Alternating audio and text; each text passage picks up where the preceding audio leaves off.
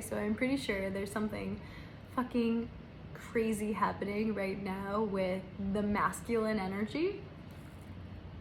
This is a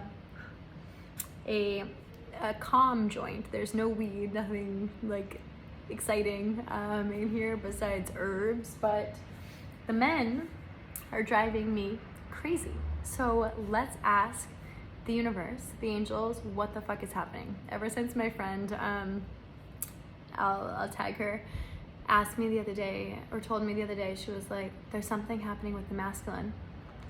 There's something happening with the masculine, ladies and gentlemen. Let me just tell you that. Like, all my girlfriends are going through breakups because their men just couldn't get it together. I just went dancing out and about in the town I live. My ex was there. We haven't seen each other since we broke up, and it was just like, that's how good it was. That's how wonderful it was to see each other. It's like so beautiful. You know how you can love somebody and spend however much time together and then it's just like nothing? Anywho, that's not how I work, but that's okay. We are in the energy of unconditional love, right, angels? Right, angels? Right, angels? Right, angels? So, let's talk to these babies. Let's call in our guides, angels, energies, and entities of the greatest good for the highest good to be here to support this energy reading, to understand, draw on the intention, to understand what is happening with the masculine in this moment.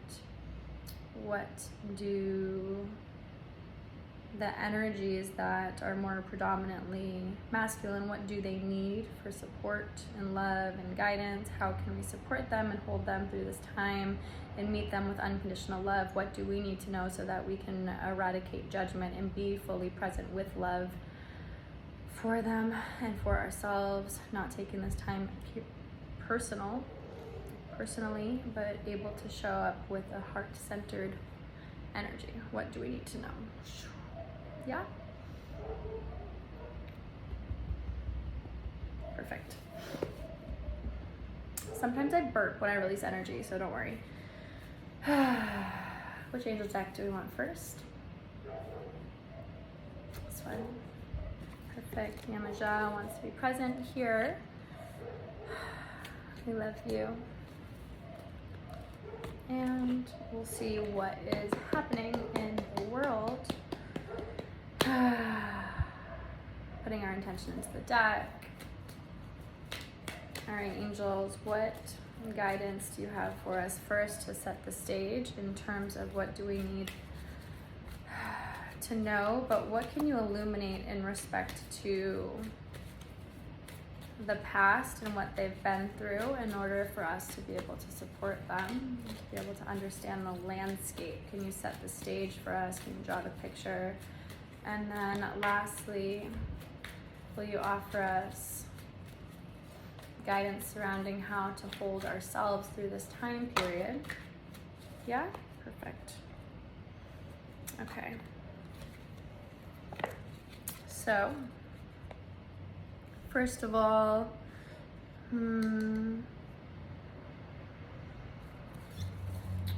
your desired outcome will occur in the very near future. Have patience and faith. Don't try to force it to happen. So whatever it is that we are desiring from the masculine will come to fruition in divine timing. We can't force it to happen. We need to allow them to have their process fully. They need to experience this. Conditions aren't favorable right now. Wait or look into other options and ask the angels to help guide and comfort you. This is another sign that we need to fucking wait. We just need to let them have their experience, let them be fully in their process, and not try to rush them through it, not projecting our expectations or the way that we handle or move through the world onto them. We need to give them all the time that they need in order to move through this.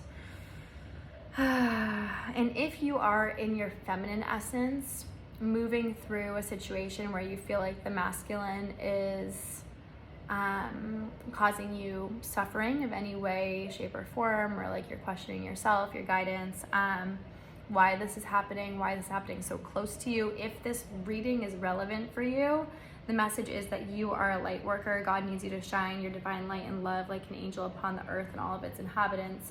You are meant to be the light in this situation, and that may provoke others' darkness.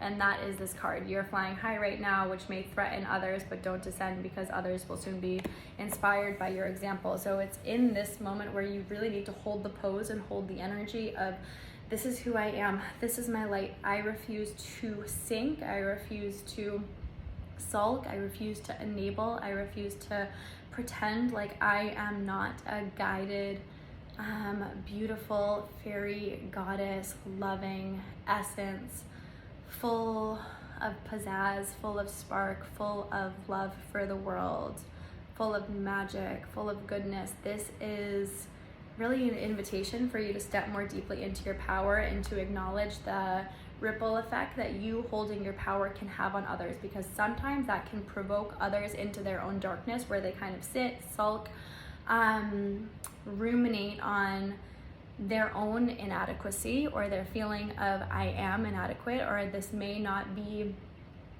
possible for me to be close to this person because it's so uncomfortable when I'm in my darkness. So that energy is the invitation for you to stand so deeply in your power and not worry about who's being affected or how they're being affected. It's really time for you to be the goddess. It's really time for you to hold that energy. It's really time for you to acknowledge your power. And this situation is mirroring back to you how powerful it can be to stand in your power, because there are two options here. You can fold and you can say to whoever this masculine energy is, like, yeah, you're right. Like, just, I'll enable you. You can go through your process. I'll hold you. I'll coddle you.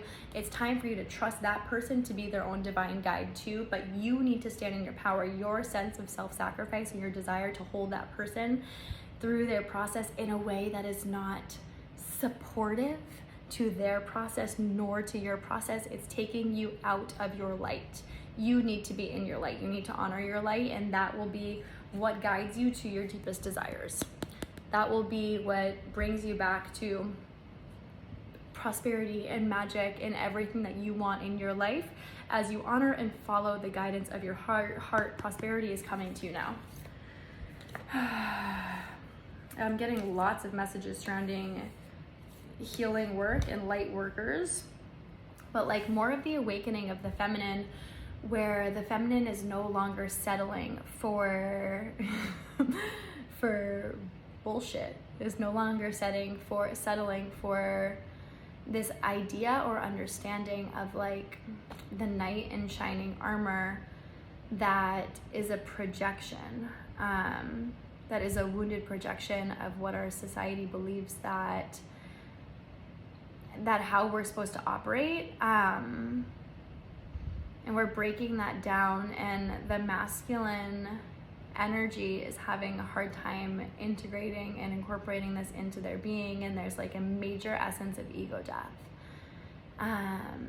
because the feminine, the light that is being shown upon in the masculine now, or being mirrored into the masculine through the feminine, is really, really strong and really unfamiliar, because the light that was shown before collectively in the masculine felt more like the idea or the egoic projection of who they should be. And now there's the invitation for the walls to break down, because as the feminine shines in their true radiance, as their true essence, as their soul self, as their healer essence, as their love essence, as of their light essence, the masculine's having this question of who am I and where do I fit into this? Where do I fit into this? How do I fit into this? And they will figure it out in their own time. The energy will move and figure it out in their own time. But right now there's a deep, like death. There's a deep ego death. And then we have Archangel Michael, Archangel Raphael, that are supporting us deeply, deeply, deeply, deeply. But be open to the angel support as we move through this process, and know that you are not meant to fold. You are not meant to fold. You are meant to stand in your power. So stand in it. Stand in your motherfucking power. Done.